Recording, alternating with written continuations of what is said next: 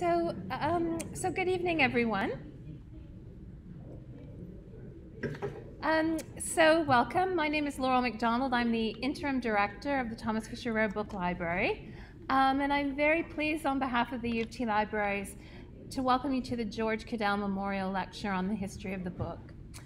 To begin, I wish to acknowledge the land upon which the University of Toronto operates. For thousands of years, it's been the traditional territory of the Huron-Wendat, the Seneca, and most recently, the Mississauga of the Credit River. Today, it's home to thousands of Indigenous peoples across Turtle Island, and we're grateful for the opportunity to work on it. So again, on behalf of the U of T Libraries, I'm really pleased and delighted to welcome you to the George Cadell Memorial Lecture on the history of the book. Unfortunately, I never had the opportunity to meet George Cadell, but I understand that he was quite a remarkable and amazing person. And I'm very thrilled that so many of his friends are here tonight to remember him. So thank you all for coming out this evening to help celebrate George's life. Now, many of you may recall that the Cadell Lecture was initially called the Griffin Lecture, and it was actually the first of the Friends of the Fisher endowed lecture series.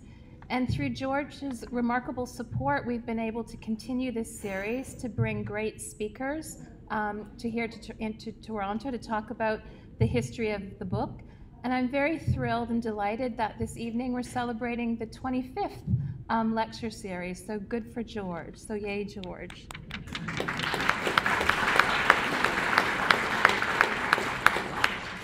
So in keeping with this tradition of having wonderful speakers, I'm very pleased to introduce Dr. Daniel Wakeland. Daniel Wakeland is the Jeremy Griffiths Professor of Medieval and English Palaeography in the Faculty of English at the University of Oxford. He's also a fellow of St. Hilda's College in Oxford. As well as serving on the editorial board of Review of English Studies, he's also the executive secretary of the Early English Text Society. He's also held visiting positions at some universities and libraries in the United States. Professor Wakeland's research concerns the relationship between literary practice, book production, and the reading habits in England in the 14th, 15th, and early 16th centuries. He's particularly interested in the way that scribes and readers pursue activities of interpretation and respond to literary forms and styles.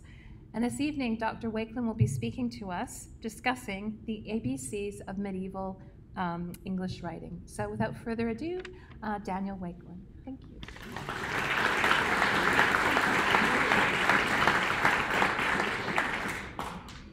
Thank you very much for the invitation to give the lecture this evening. And I'm pleased to see so many people here, including so many people I've met in the past as well. It's always a pleasure to come back to Toronto. Unfortunately, like the Prime Minister of my nation, I'm a little bit hoarse tonight, so if at any point I fall a little silent, please just wave your hands and I'll try to boom more loudly, but I'll do my best to keep my voice up. I've got a lot to cover today. I need to teach you how to read your ABC, so we're going to go back to first principles. If you've ever handled manuscripts of the late Middle Ages, you'll have seen perhaps a few alphabets such as these two. These were written in 15th century England onto a flyleaf. One alphabet on the front of the flyleaf, on the left, is in a script which we would call textualis or textura, like black letter font. Another on the back of the flyleaf, on the right here, is in a variety of cursive handwriting.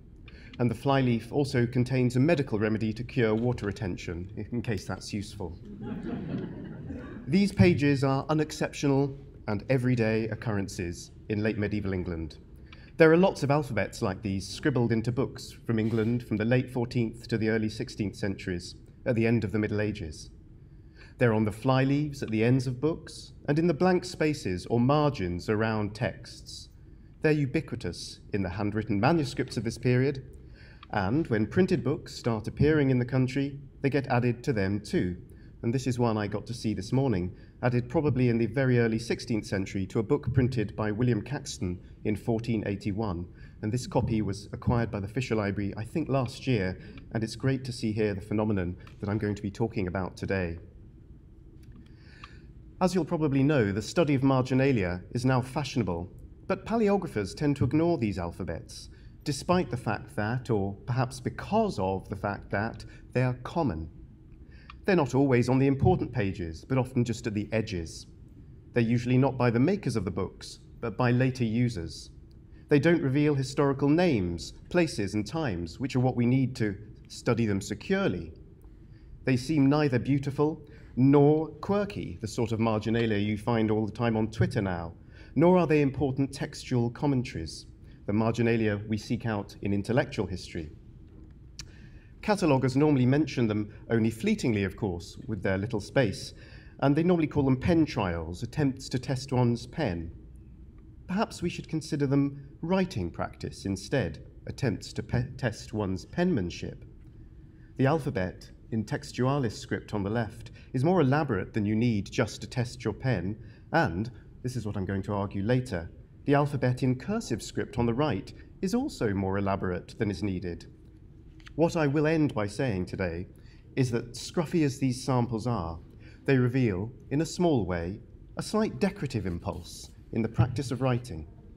I'll suggest that even everyday folk doing something as ordinary as scribbling an alphabet might have an interest, albeit brief and amateurish, in the look of letters. An interest in the look of letters is not something that people always associate with this period, the end of the Middle Ages. Paleographers, especially early medievalists, sometimes dismiss the cursive handwriting of the late Middle Ages as, and these are quotations, untidy or a rougher style. And even the smart handwriting gets dismissed as decadent, like something from late Rome. This is all by people who study Carolingian and Romanesque books. The late Middle Ages have what is considered uglier handwriting here because this was a period of great change in the social history of who could write. In the late Middle Ages, writing was taken up by an ever-widening group of people, wider than hitherto in Western Europe. An Oxford predecessor, Malcolm Parkes, famously called this the era of the literacy of the laity. More people who did not make books for a living, as a full-time occupation or religious vocation, nonetheless could write documents, practical texts, and sometimes, therefore, literary and religious books for themselves. Parkes also called this a great age of pragmatic literacy, key term, a vast growth of writing for practical purposes, and the origin of such modern curses as paperwork, legal documents, and accountancy. This burgeoning of practical writing has been the focus of a lot of research, especially in continental parts of Europe, by paleographers, linguists, and social historians of late. And the styles of script used by these people also seem to have been quite practical. They tend not, for the most part, to have used this textualis or textura style, perhaps too calligraphic, even impractical, for their purposes. Rather, these people mostly wrote varieties of script that I'm going to call cursive. The letter forms are often current, written so quickly that they're joined up. One movement, without lifting the pen from the page, can create several letters, and there are fewer of the calligraphic details, it seems, given the quick movement of the pen across the page. This use of a faster, less calligraphic cursive writing is what made possible the increase in the amount of writing for or by the widening literate population in the 14th and 15th centuries. But note how quickly and perhaps lazily I've characterized this script with subjective judgments such as careless, hurried, practical. And yet we know little about how the writers themselves judged this script or what those subjects hoped to achieve by using it. Their intentions can only be guessed at. That's because they seldom wrote down what they were up to. They're not professional calligraphers explaining their craft, as in the 20th century, and even by professional craftspeople from the Middle Ages, there's less writing about craft than there are products by the craft. It's a perennial problem for studying medieval arts and crafts. Yet we have quite a few marginal alphabets by apparently non-professional scribes in cursive handwriting. More than we have formally presented neat alphabet books and such like by professional scribes in smarter scripts. So I wonder whether we might learn more about what these amateurish writers thought about their letters than we can about what professional scribes were up to. For an alphabet is useful evidence of what people might think about writing, because an alphabet is not lettering used to communicate something else with another goal. It's instead, I suppose, a moment of stopping to think about your writing, almost for its own sake, almost abstracted from other purposes, perhaps even self-consciously. As such, alphabets might teach us how people learned to write, what styles of script they preferred, which they found easiest to imitate, or how careful or careless they wanted to be. Although they don't tell us that explicitly, we might try to infer some of their attitudes from the material remains that are their scribbled alphabets, small, common, and unconsidered though they be, almost as an archaeologist would. That's what I'm going to try to do. The alphabet has long been the subject of profound reflection in Western culture. There's a tradition from Isidore of Seville to the present, beg your pardon, he certainly doesn't reflect on this, to the present, of deep meditation about the origins of the alphabet and about its effect on the way that people think. Lawrence Deleuze, an Ontario scholar in fact, in a superb overview recently set out the various ideas in Western culture over time. In late medieval magic, there were many charms, often medical ones, in which people were told to write certain letters without linguistic meaning, or to write the whole Greek alpha et ou, as they call it, alpha to omega, onto different materials such as wax or a communion wafer. The whole alphabet in sequence could be used in divination, as with this mysterious rotating disc, and as you turn it, the different letters of the alphabet appear in groups of 4. It's ingeniously designed. In the liturgy, when a bishop consecrated a new church, he sometimes drew into ashes on the floor the Greek and Latin alphabets. Now, seems to have been fairly rare, and the ashy results were obviously, of course, ephemeral, but liturgists reflected on it deeply, and the alphabet was sometimes written out in pontificals such as this one as a guide to the performance. And in theology, many thinkers wrote of how the alphabet, from A to Z, alpha to omega, encompassed God's creative power. As Lawrence Deleuze put it, in a great phrase, I think, in medieval Christianity, since God is the alphabet, mastery of his letters can become a means of approaching God. Even little things can have big significance. But today, I'm going to turn away from those mystical ideas about mastering the universe with letters. I want to look at more practical mastery in the mundane realm, the ability to write. Those deep traditions of etymology, mysticism, and magic might have fostered a fascination with letters, but they're not, as far as I can tell, the purpose of most alphabets scribbled into margins and flyleaves. There are some explicit comments on the alphabet by people in late medieval England that reveal another sense of the alphabet as a rudimentary thing. The English word ABC, or perhaps pronounced abse, was the usual word for the alphabet, and people often refer to the abse or alphabet as a metaphor for the initial stages of learning other things. The alphabet of letters can thus even be used as a metaphor for numbers, as in this work, which introduces the Indo-Arabic arithmetic, which is called the Abse of Algarisme, the ABC of algorithm. This work sets out the 9 numerals in a row, as you can see at the top, in the red numbers there, rather like an alphabet in a school book, as we'll see in a moment. He refers to the foresaid 9 figures, as thou sayest in the foresaid ABC or abse. Yet the alphabet could also be used for more advanced knowledge.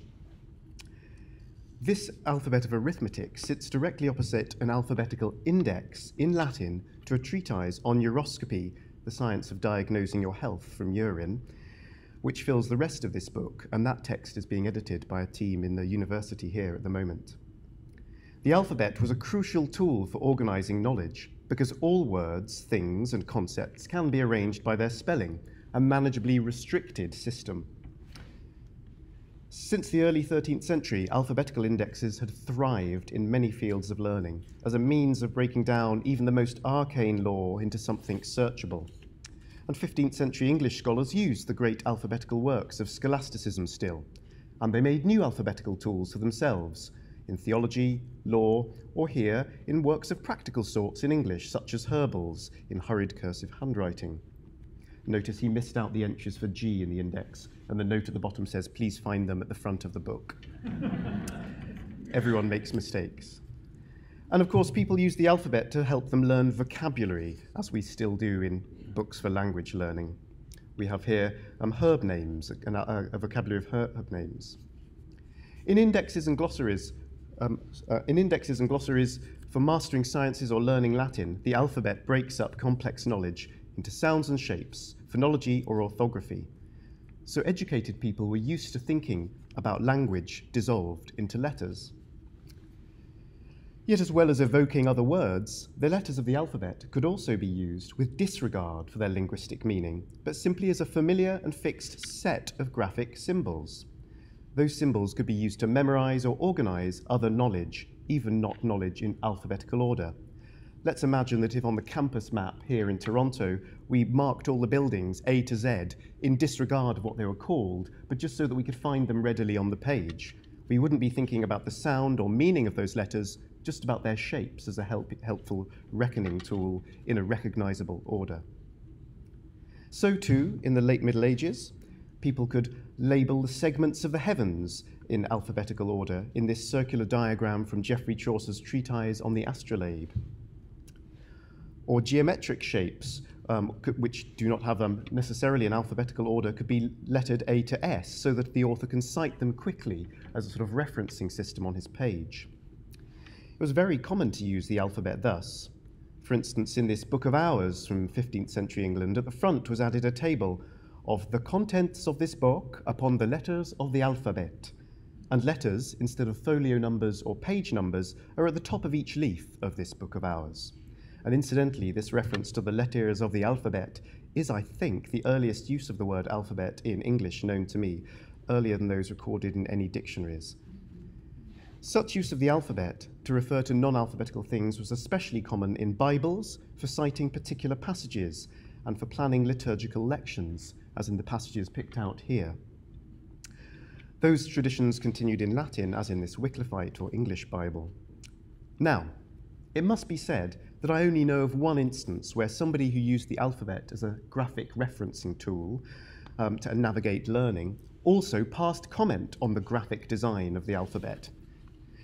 The letters of the alphabet had long been used for calculating the date of Easter, and there's one poem, just one, which calculates Easter both from the abstract sequence of dates lettered A to G and from the new moon, described as the shape of the letter C here. But this intriguing poem, though copied 21 times, is rare in drawing attention to the actual look of letters. Despite that, I'd like to make a speculation. I'd like to speculate that because people were used to seeing the alphabet used less for its linguistic meaning than for its graphic shape and sequence in certain contexts, that this might have encouraged people, even in an unconscious way, to think about the alphabet as a visual scheme. Erica Buckler, a Massachusetts scholar, in a study of early modern printing, talks about an alphabetic atmosphere, a great phrase again, which nurtured in early modern readers and writers a sensitivity to and awareness of letters. I think that might capture the world of late medieval manuscripts as well. There are a few places where people did treat alphabets as objects of interest for their own right. First, the alphabet could be enjoyed in inscribed works of art, as in this beautiful bowl, and elsewhere on tiles, stained glass, and embroidery. And then in books, there are two special but rare kinds of alphabet, which do show people reflecting on the visual properties of letters. The first are by what do seem to be professional scribes and illuminators. They made samples of the styles of script or illuminated letters which they could provide, or prepared models on occasion for themselves to copy. Scriveners and schoolteachers might have displayed samples of the script styles that they could teach. Only half a dozen or so survive from late medieval Europe, such as this from early 14th century Oxford, or this from 15th century Germany, which helpfully labels the styles, or this from Yale, actually, Yale at present, where you can see how to make the lettering stroke by stroke. It's a kind of how-to manual. And then this superb example as well from late medieval England. Now, these advertisements or sample sheets have not been trusted by palaeographers, by specialist palaeographers. They had local, ephemeral, and commercial purposes, and so as historical evidence, they're a bit biased.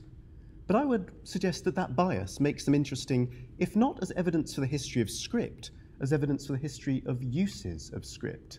People could be self-conscious and artful about their lettering when they had a reason to be so. So we might not trust what they show us about script, but we learn that they weren't always trustworthy in handling it. The purpose of display or showing off is evident in a few specimens from England. This one is from the 3rd quarter of the 15th century and is by a very accomplished scribe, as you can see. There are 3 pages of elaborately decorated strapwork or cadell or swag capitals, and each is used to begin a Latin personal name from Albertus to Zephyrus, the west wind, a nicely playful flourish. But the alphabet, if you look more closely, is not perfect. It contains two versions of H, M, and S, and the second version is sometimes squashed or oddly placed. You can perhaps see some of them here. And there's no room to decorate the word Amen as much as the others. So there's playful indulgence here, but the final product is not quite as polished as it would have to be perhaps for sale or display to a client or patron. By contrast, 2 almost identical books of alphabets from the early 1500s do look likely to be produced for a wealthy patron, probably for somebody with some very lucky children in East Anglia. These alphabets are in plainer Gothic capitals, but they introduce alphabetical plants and then animals. So here are some for A, obviously. And here's Oliphant and Fox. Unfortunately, the person adding the rubricated letters didn't quite understand and didn't put an E for elephant. Again, another mistake. The book also contains other alphabets which are not really writing, but drawing, where what should be one pen stroke is instead a geometric shape demarcated by several strokes and then coloured in. And in another alphabet in the book, each letter form is deconstructed as though it were formed by a scroll unfurling, perhaps evoking another material support for writing, the scroll still in use. And one final alphabet in the book only gets as far as D. You can see why they ran out of time. Amazing tumbling acrobats, copied, it turns out, it's recently been discovered, from woodcuts printed in France in 1464. The letters are broken down as visual designs, not only or even primarily to learn to read, I would suspect, but to delight the eye. Such model books became more common after the 1460s in Europe, but they are not representative of the majority of alphabets from late medieval England. First, they're by what seem to be professionals with great skill and probably earning money from others. But, as I said at the start, what's distinctive in the late Middle Ages in England is the involvement of non-professional scribes in making books. Also, these alphabets are in very flashy styles of lettering only used for rare occasions in various sorts. Whereas, as I mentioned as well, those non-professional scribes tend to turn to cursive scripts. There's one other set of alphabets, though, that does capture an interest in the look of letters, and these are sometimes copied outside by people other than professional scribes. A handful of people in England in the late Middle Ages gather information about alphabets other than the so-called Latin alphabet, that which we still use for English and French. For example, the Jews had been expelled from England in the 13th century, but later English scholars remained interested in gathering descriptions of the Hebrew alphabet, so important for understanding parts of scripture. Less obviously of practical use are the efforts of a few people to gather alphabets which they claimed belonged to the Saracens, a vague term usually referring to the Arabic-writing Muslims of the Middle East. This alphabet is recorded in the fantastical travel log Mandeville's Travels. As noted by Suzanne Akbari of the university here, what's interesting about Mandeville's Travels is that its descriptions of the seemingly foreign Saracens always lead back to reflection on what's unusual about Western Europe. Here the author says that the Saracens have their alphabet, and we have in our language and speech 2 letters more than they have in their ABC, namely 2 letters used in English then, but not in Latin and not in English now, thorn and yog. Thinking about foreign alphabets reminds the author that English has its own things that are foreign to the shared European culture of Latin. This alphabet fascinated people.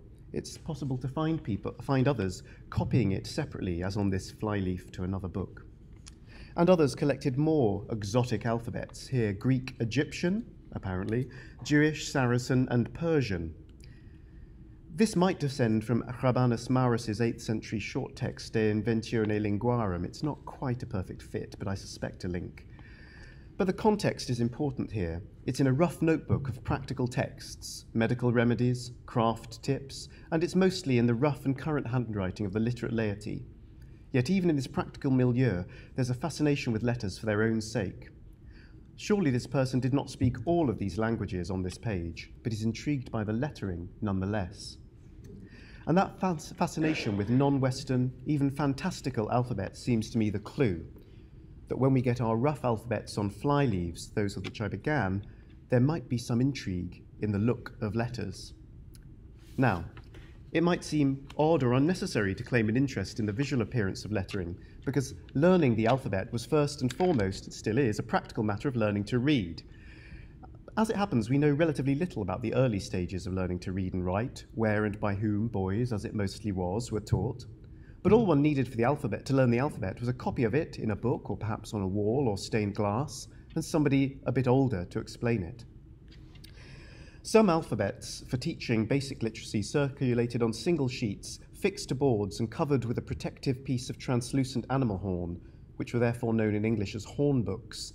Unfortunately, none survives from England before the 1620s. That's this one here. But they do appear in various manuscript illustrations collected by the French scholar Daniel-Alexandre Bidon, and there survives from Germany a mould for casting in metal such an alphabet.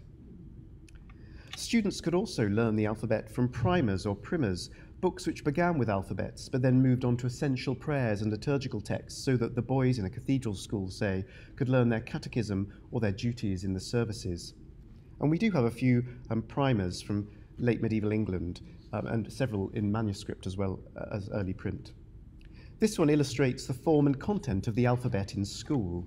Firstly, of course, it includes A to Z, but it usually omits one or other of I or J and one or other of U or V, as these pairs were understood to be variants of the same letter in Latin.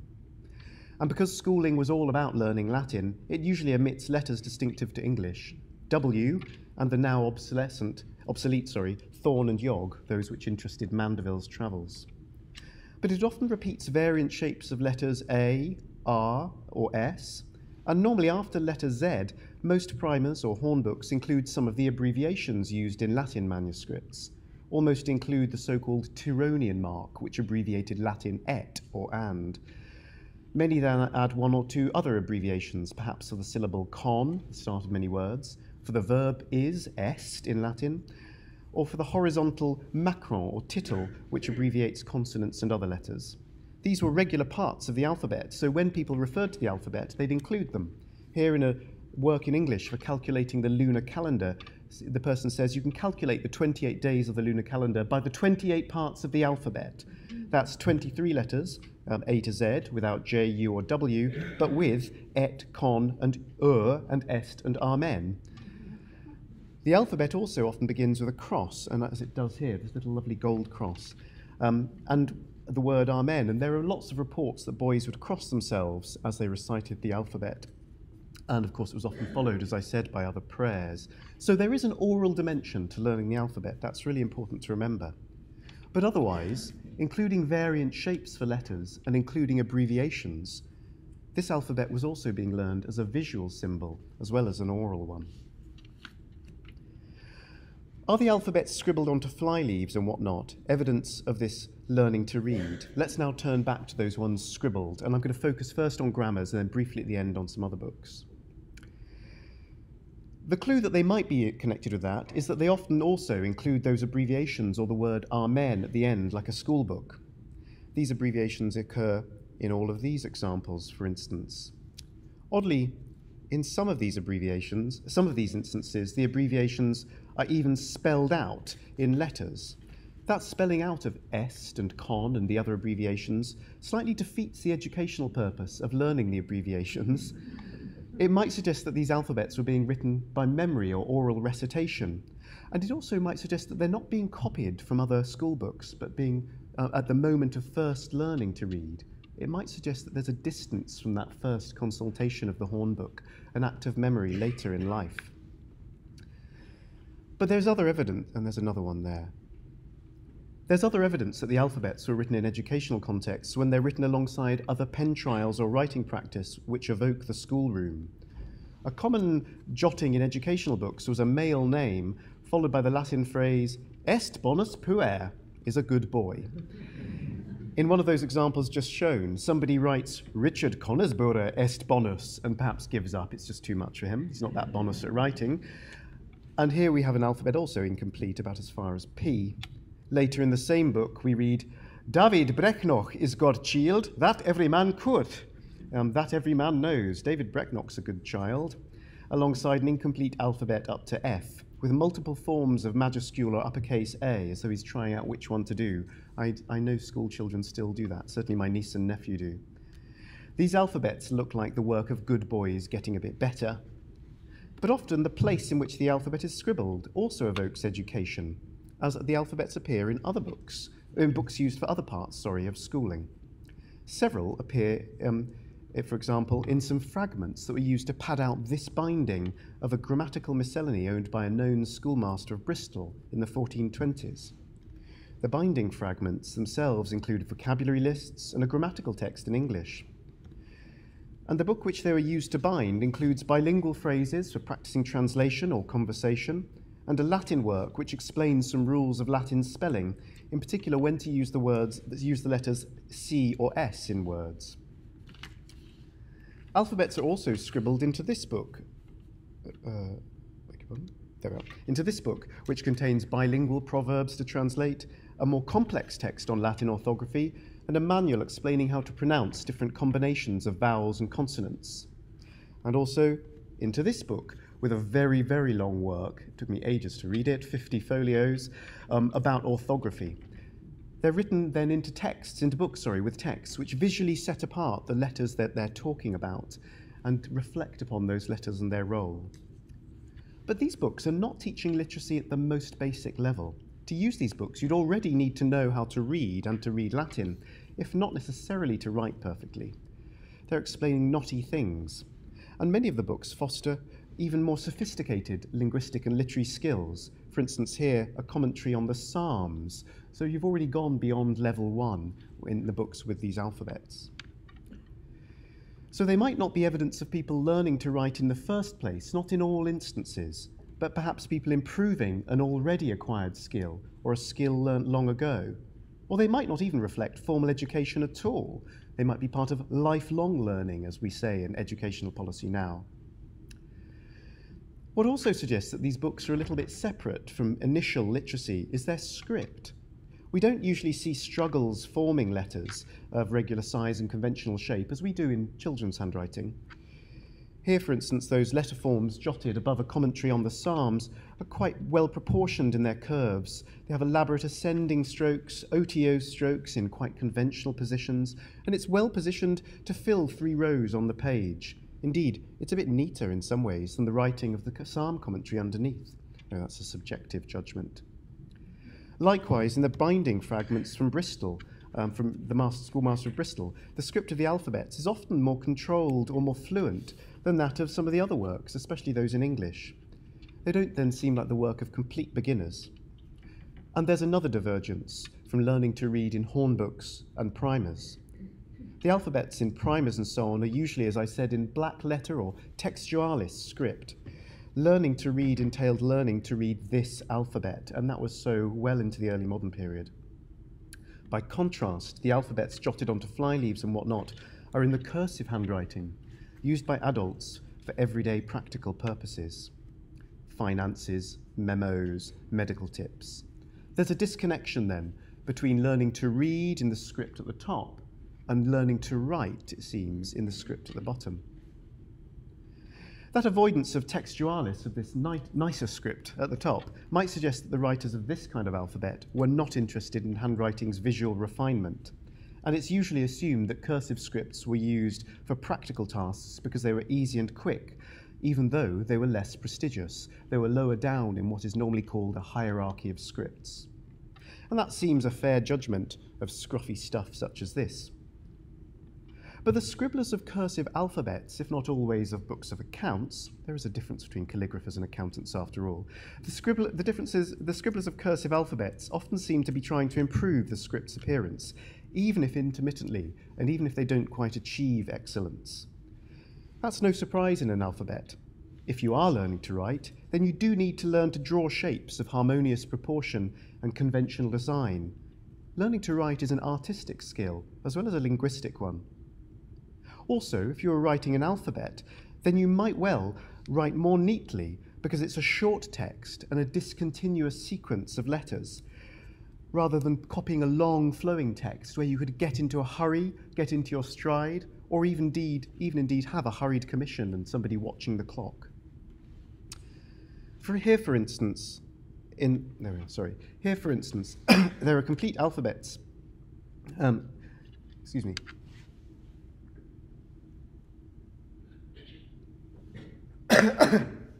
Beg your pardon.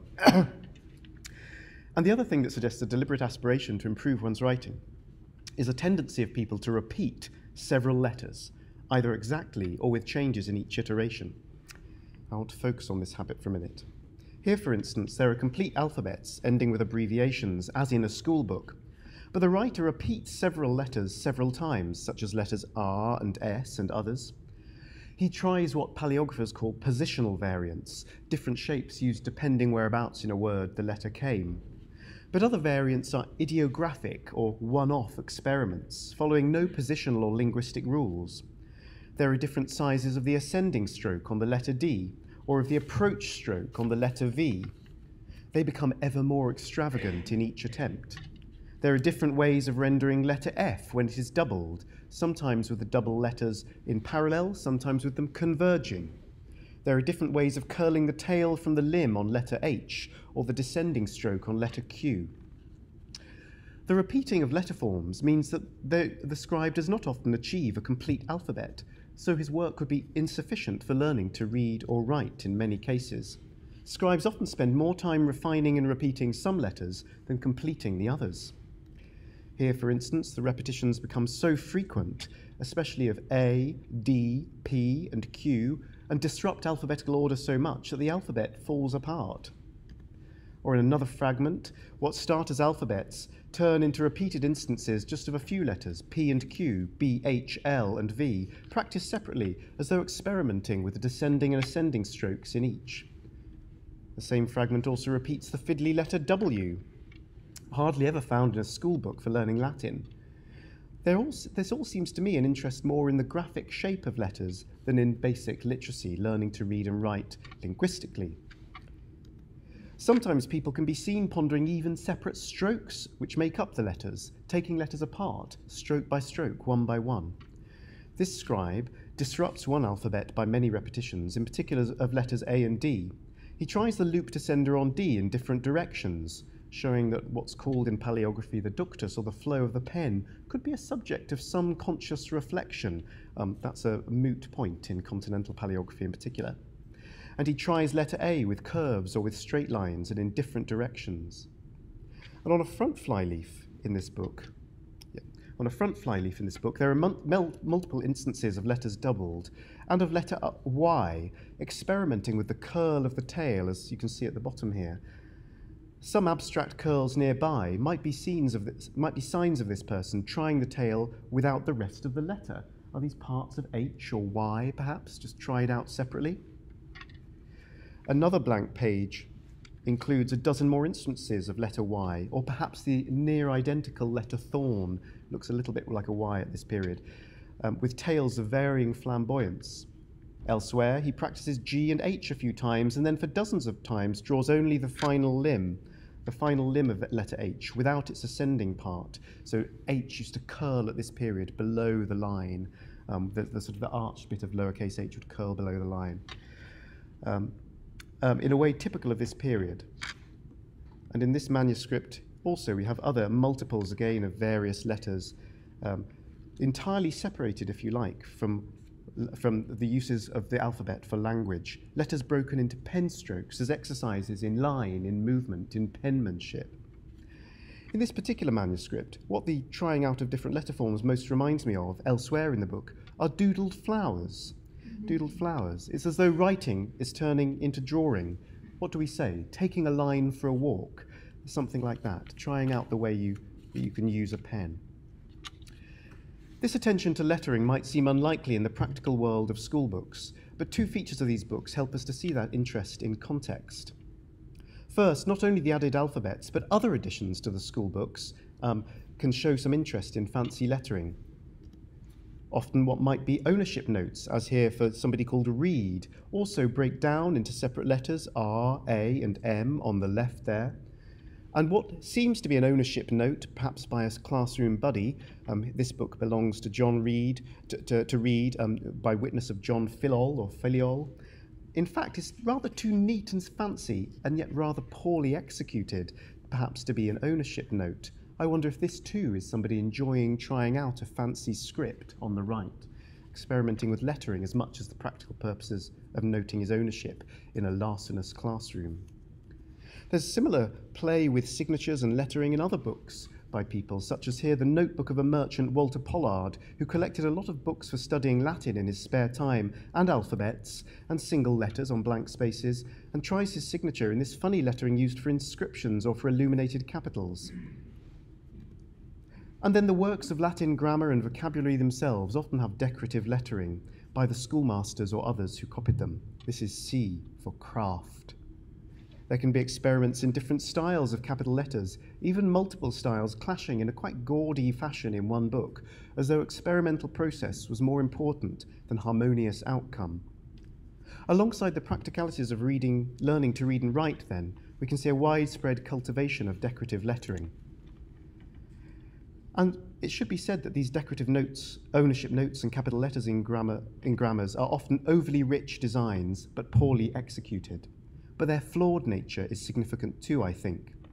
What we can see is an interest in writing well, even calligraphically, by people who were not properly trained to do so, grammar teachers, schoolboys, merchants. That decorative impulse is part of the late medieval spread of literacy beyond the professional scribe and for practical ends.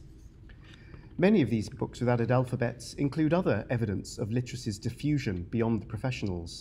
They include recipes for making ink and other elements of books. The Saracen and other alphabets here are right opposite recipes for writing on metal, and on nearby pages are many recipes for coloured ink and gilding.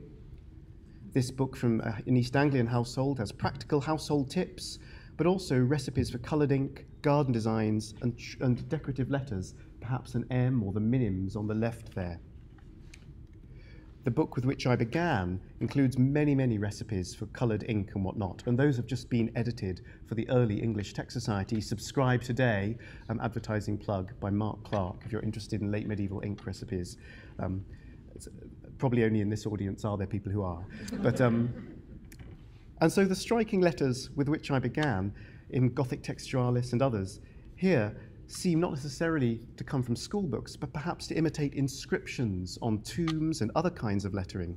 And other letters in that book are similarly flamboyant in different ways.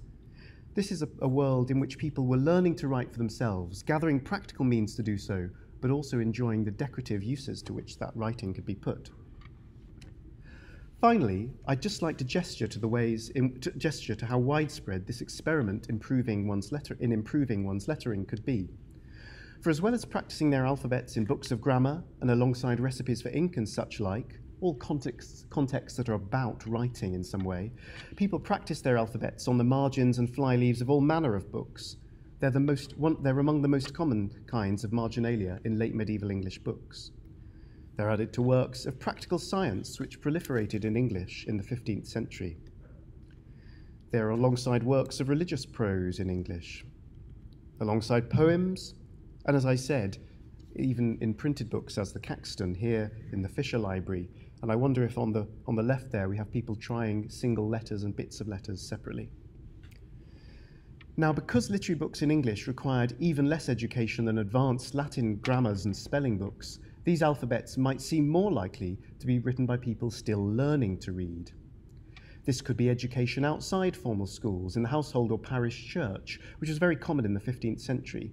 And a few of the alphabets do evoke formal schooling, because they end with abbreviations like this across a copy of William Langland's poem, Piers Plowman. There's a great puzzle here in one of the abbreviations in this manuscript. It may be a sign of humanist influence, but I'm not 100% sure. Similarly, this alphabet in a copy of John Lydgate's Troy Book, another poem, recalls school books by repeating A at the start and by using the Textualis script, one of the very few instances that do so. But the genres in which these alphabets appear are not evocative of education, and the spaces where they appear do not suggest a formal educational process. They're squished around the margins, not in prominent positions, and often with insufficient space to be easily used as educational tools. Rather, these alphabets, being ubiquitous but scattered across books of all kinds, reveal the breadth of the diffusion of the skill of writing and of the beyond schooling and practical needs. And they too, like the alphabets in schoolbooks, show people playing with their letter forms for their visual style, not only rehearsing the whole linguistic system. A crucial clue is the fact that the alphabets in other books are also often incomplete and again often have repetitions. As for instance here in a copy of the poem The Prick of Conscience, an anonymous religious work. Somebody repeatedly scribbles pray and I pray, and the letters Y, R, and A, which then seem to sort of set off an idea, oh yes, that's the alphabet. And then you get B, D, E, F, G, but then it collapses, M, N, H, L, oh, and again H, not a full alphabet, down the margins. The same hand, I think, writes Elizabeth here and elsewhere, and also St. John, so perhaps is thinking of St. John the Baptist and his mother, I don't know, or is perhaps somebody in Elizabeth St. John, we can't tell.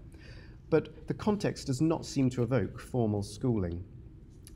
Likewise, on this flyleaf from a copy of Geoffrey Chaucer's poem Troilus and Cressida, there was plenty of room for a complete alphabet, but the scribe only got as far as G and repeated many letters. And he makes the ascenders quite florid on some letters and uses majuscules or capitals for others. There's a similar mixture of muddle and flamboyance in this copy of Chaucer's other poem, The Canterbury Tales. Someone practices each letter several times, making them more elaborate in many occasions. And the same delight in refining letter forms seems possible when people doodle just 1, 2, or 3 letters onto margins. Perhaps an early 16th century user of another copy of Chaucer's poem practices A, F, K, and P, I think, in here. He seems to be striving to achieve the neat approach strokes and horns typical of this script as it goes into the 16th century. And in another copy of the poem, somebody just has the letter H multiple times down the margin, varying the size or the curl of the tail on its limb. Here to the left, there to the right, on the bottom row there. And although there's room to continue the alphabet, instead there's a focus on improving just a few letters. To conclude, these alphabets and letters add detail to the social history of writing in late medieval England. The doodles expand and slightly modify our vision of lay and non-professional scribes and their pragmatic literacy, as we call it, so typical of the late Middle Ages. The origins, if you like, of the modern uses of literacy, paperwork, bureaucracy. First, they suggest that the process of learning to write was not a one-off process of education conducted in an established school and then over and done with. Rather, they suggest that people who could already read and write might practice and improve their writing, even outside of formal educational settings. Secondly, they suggest that people did so because the alphabet was for them not only a practical tool for reading and writing, though it surely was primarily that, but it could also be something to be refined, decorated, even enjoyed. That was the case not only for those professional scribes, painters, and their patrons who created and enjoyed the lovely alphabets with the animals and the display sheets that we saw earlier in my talk. The alphabet could also be an object of visual care for people in the practical world of learning grammar and alongside other practical pursuits, such as noting down medical remedies or recipes for ink or in merchants' notebooks. People far from any practical, and also among people far from any practical goals, jotting letters onto the leaves of poems. It's telling, I think, that readers of poetry jot down alphabets too. For these non-professional scribes could sometimes, in small ways, be interested in aesthetic things, in the aesthetic qualities of writing, as well as its pragmatic uses. A sense of their aspirations to visual delight expands our sense of the widespread pragmatic literacy and its cursive handwriting in the late Middle Ages. That handwriting, that literacy, were not always as careless, hurried, or heedless of visual effect as they might seem. The calligrapher and art collector of mid-century Britain, Nicolette Gray, once commended the cursive writing of the documents of the late Middle Ages quite astonishingly, for its handling of line, movement, and proportion. And she suggested that this is the writing which came closest to the flexibility and playfulness of line in the abstract art of her day that she loved, in particular Juan Miró in one of his alphabets on the left here. I think I can see the likeness. Thank you.